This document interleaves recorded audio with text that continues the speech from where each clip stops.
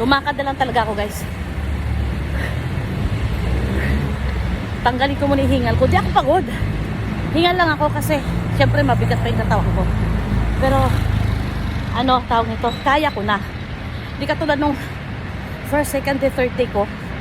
Ang bigat pa talaga ng pakiramdam ko. Pero at least pinapawisan na ako. Tapos ngayon, pang 4 to 5 day ko na. Straight ha. Araw-araw. Grabe na mag-release ako ng pawis. Ngayon, si Tyra, pag hindi niya ako nakikita, humihinto. Ayun o, huminto. Nakatingin dito. Ayun o. Oh. Kita nyo guys? Oh. Nakahinto. Nakaharap sa akin. Oh. Go na! Go! Go!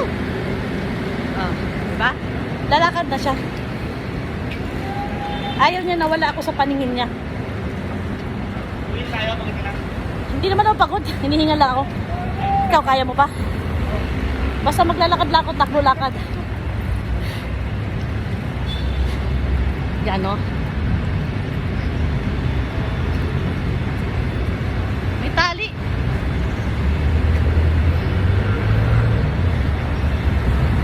Dumiretso ko na sa Lipson.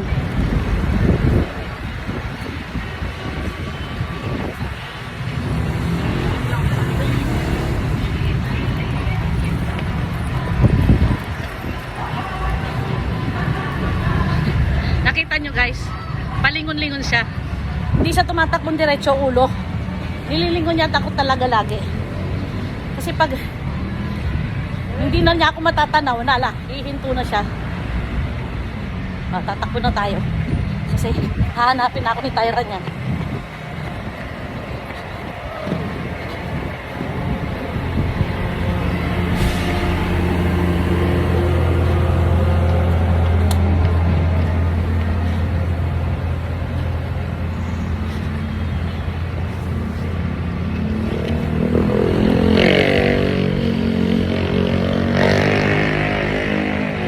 Grabe ng pawis ko.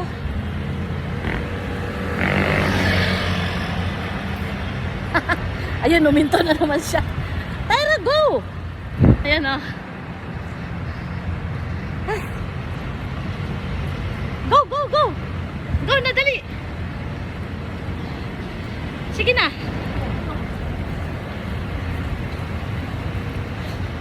Kahit anong hila ni Jason, di talaga siya tatakbo. Hanggat hindi niya ako makita.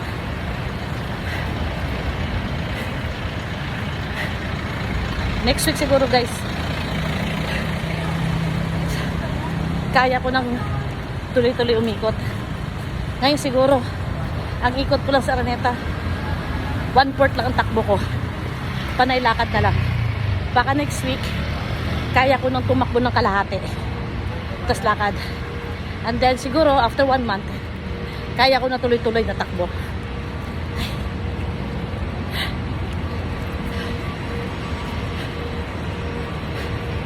Sa dahan-dahan lang. May sprint ko rin to. Kahit isa o dalawang ikot na ng buong Araneta, kakayanin ko na. Pero ngayon, it's a big no, no, no, no, no. Hindi ako pagod. Pero sobrang hingal. Dahil siyempre, huli! Huli! Nagagalit na si Jason kay Tyra. Sige na Tyra, go ka lang.